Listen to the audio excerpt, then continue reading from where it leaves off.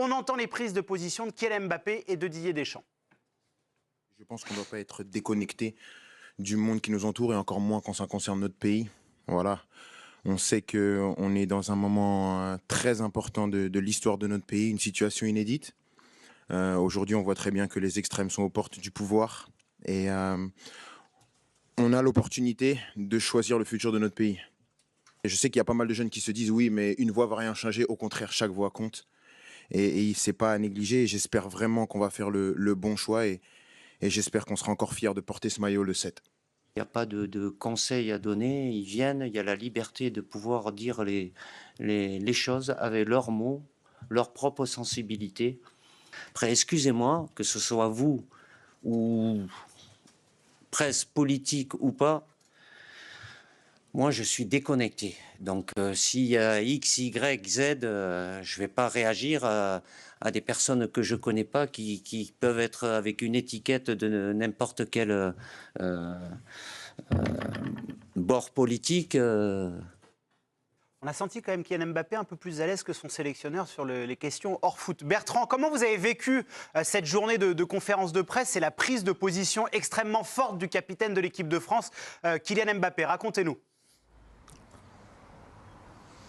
C'était un vrai moment quand même, comme il s'en passe très peu en conférence de presse et c'est très inhabituel et c'est d'autant plus rare que on avait presque oublié qu'on est à la veille de l'entrée en liste de l'équipe de France à l'Euro et on n'a pas oublié non, mais en tout cas ça renforce le poids de ces déclarations et ces deux conférences de presse où je ne sais pas, peut-être 70% des questions ont été consacrées à cette actualité politique diffère de ce qu'on a l'habitude de rencontrer. Et c'est vrai qu'on a le sentiment que le capitaine en a pris la mesure et que Didier Deschamps est resté dans sa réserve auquel on est habitué, mais qu'on peut, en ces temps hyper importants, regretter.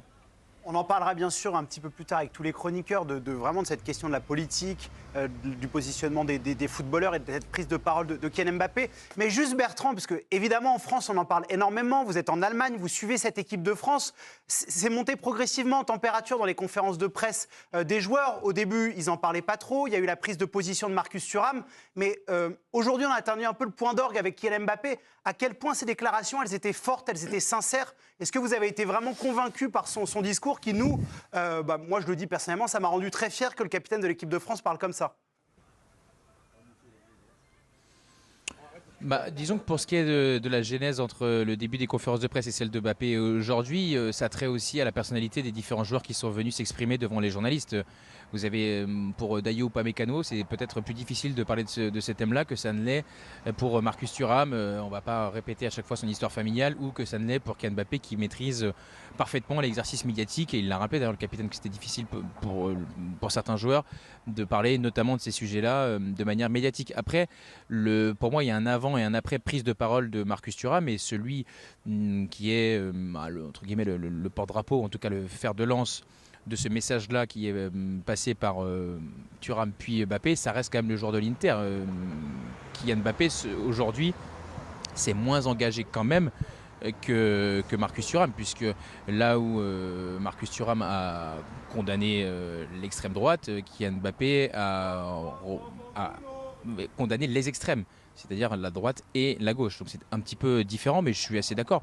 C'est bien d'avoir, enfin c'est bien. En tout cas, nous avons un capitaine de l'équipe de France qui est capable de témoigner sur ces questions-là, d'avoir une prise de parole, de savoir l'étayer. Et à ce titre-là, oui, pour des gens à qui on demande essentiellement de jouer au foot et pas forcément d'avoir des questions difficiles auxquelles il faut répondre, il s'en est plutôt bien sorti. Un message aussi pour la jeunesse, où il a dit les jeunes, voilà, ça compte, votre voix compte, c'est important de voter. Quand on sait que beaucoup de gens qui ne votent pas en France, c'est aussi important. Stéphane? Non, c'est un vrai moment d'histoire qu'on a vécu ce week-end. C'est du jamais vu. Jamais vu un capitaine de l'équipe de France prendre une position politique aussi affirmée, qui plus est effectivement à la veille de l'entrée de l'équipe de France dans une grande compétition. Donc c'est un moment très très important. Il y a une nuance entre les propos de Thuram et ceux de Mbappé. Bertrand l'a rappelé, puisqu'il y en a un qui condamne le Rassemblement national et l'autre qui condamne les extrêmes, enfin qui incite à ne pas voter ni pour les uns ni pour les autres. Donc c'est une petite nuance qui est quand même à noter, mais c'est des hommes courageux. Moi, je suis en total respect, en totale amitié pour les propos de ces hommes-là et pour le courage dont ils font preuve. Encore une fois, à ce moment-là, qui plus est, c'est-à-dire la veille d'une autre compétition. Justement. Et le charabia de Deschamps derrière, il fait un peu pchit, il fait un peu flop, parce qu'il a avant lui des jeunes gens qui sont dans leur siècle, qui sont dans leur époque et qui osent se positionner. Enfin, j'aurais tellement aimé qu'ils le fassent l'année dernière au moment de la Coupe du Monde au Qatar, qu'ils aient des positions aussi fortes à ce moment-là. Ça a été la langue de bois la plus totale incarnée par le capitaine des Bleus d'alors. Là, il y a eu un changement de direction radical. Et bravo à eux. Oui. C'est un débat évidemment passionnant. Olivier et Jérôme voulaient réagir. On aura le temps d'en parler tout à l'heure. Il y a une grosse partie qui est réservée pour ça, pour le côté politique, équipe de France. Bertrand, on va prendre des nouvelles maintenant de Kylian Mbappé, mais sur le terrain, son état de forme. On sait que sa préparation a été particulière. On écoute ce qu'a dit le capitaine des Bleus aujourd'hui par rapport à sa forme personnelle. On l'écoute pas, on n'a pas le sonore. C'est pas grave. Bertrand, est-ce que vous pouvez nous dire ce qui s'est dit en conférence de presse sur son état, comment il se sent psychologiquement et physiquement? Oui, alors c'était il y a quelques heures, mais je ne voudrais pas déformer sa pensée, mais en tout cas, en substance, il s'est engagé à ce que mentalement, il soit à 100% de ses capacités. Et ce que chacun a compris, c'est qu'en creux, il avait un peu moins de garantie sur son état physique. En tout cas, ça a été partagé par les journalistes avec qui j'ai pu échanger sur cette déclaration qui, si nous n'avions pas eu et nous n'avons pas parlé du volet politique qui agite la France, qui est donc un monde fictif, est la déclaration la plus forte de cette conférence de presse, puisque voilà, on le sait qu'il a raté que 4 séances depuis le début de la préparation depuis Clairefontaine. Et il n'a pas levé tous les doutes à cette question qui était très claire. Donc il a envie, mais est-ce qu'il pourra donner tout ce qu'il souhaiterait donner? Ce n'est pas la réponse d'aujourd'hui qui nous a permis de le savoir. On va pouvoir l'écouter, on a retrouvé le sonore. Oh bah alors. Il s'était caché, ça arrive parfois. Allez, on écoute Mbappé sur son état de forme. Physiquement, je pense que le plus important, c'est pas forcément physique. Le plus important, c'est mental. Jusqu'où je suis prêt à aller pour gagner. Je suis prêt à tout pour essayer de gagner. Et ça, c'est le plus important. Je préfère avoir la tête que les jambes. Si tu as les deux, c'est le mieux. Et j'espère avoir les deux. Pour l'instant, ce qui est sûr, c'est que j'ai la tête. Et demain, on verra si j'ai aussi les jambes. Donc, le plus important, c'est d'être connecté et d'être pleinement investi dans la mission qu'on a, qui est de gagner ce premier match. Olivier, par rapport à ça, quand il dit c'est plus important pour moi d'avoir... Ça va, Olivier? Je vous dérange pas. J'écoutais, mais... Vous étiez en train de penser à votre bronzage? Non, pas du tout. Non, mais j'écoutais. Par rapport à ce que dit Kylian, ça vous inquiète, ça vous rassure?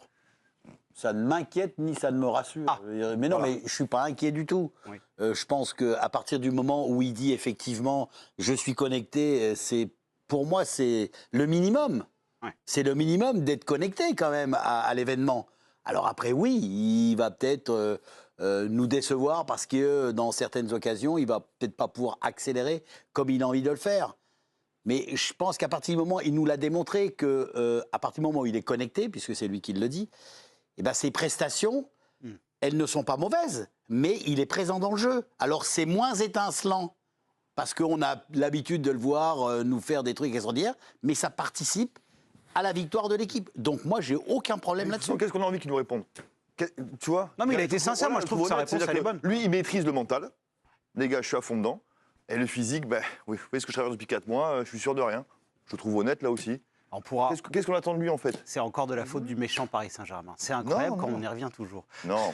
Non, je rigole. Bertrand, par rapport à la compo de demain, est-ce qu'on a des tendances? On sait que, on le sait depuis plusieurs jours, c'est annoncé sur l'équipe et la chaîne L'équipe. Saliba, charnière centrale, et comment va Adrien Rabiot? Eh bien, oui, s'il y avait un entraînement aujourd'hui, quand même, on l'a certainement pas oublié. Je peux vous donner l'équipe qui a été travaillée cet après-midi en début de soirée par Didier Deschamps avec Mike Maignan dans les cages, arrière droit Koundé, charnière avec Upamecano et Saliba, axe gauche, arrière gauche Théo Hernandez. Pour ce qui est du milieu de terrain, N'Golo Kanté, Adrien Rabiot donc qui va mieux, et Antoine Griezmann pour ce qui est des milieux de terrain, et devant on a retrouvé l'équipe avec Ousmane Dembélé, Marcus Thuram et le capitaine Kylian Mbappé. À noter que Adrien Rabiot a connu une petite frayeur en début d'entraînement, mais qu'il a ensuite pu participer au reste de la séance, et que Aurélien Tchouaméni, qui s'entraînait à part une partie de la séance, a terminé l'opposition mais dans l'équipe des remplaçants. Bertrand, juste par rapport au schéma, il y a eu une petite inversion. Hein, c'est bien Ousmane Dembélé qui sera côté droit et Marcus Thuram à gauche. On le voit aussi, N'Golo Kanté devant la défense. On repart vraiment sur le 4-3-3 de la Coupe du Monde, on est d'accord, même s'il n'y a pas Tchouaméni, je parle dans l'organisation, dans le cœur du jeu. Oui, en tout cas, c'est la tendance. Après, pour ce qui est de, comment dire ça, de l'animation tactique précise, c'est les infos qu'on a. Après, c'est un entraînement que nous n'avons pas pu voir, comme vous le savez. Donc, c'est toujours un peu délicat d'être tout à fait définitif. N'étions pas installés confortablement en tribune. Merci beaucoup Bertrand pour toutes ces informations. On vous retrouve tout à l'heure pour les thèmes de l'équipe de France. À tout à l'heure. On va passer maintenant à l'Angleterre quand même, parce qu'il y avait les Anglais.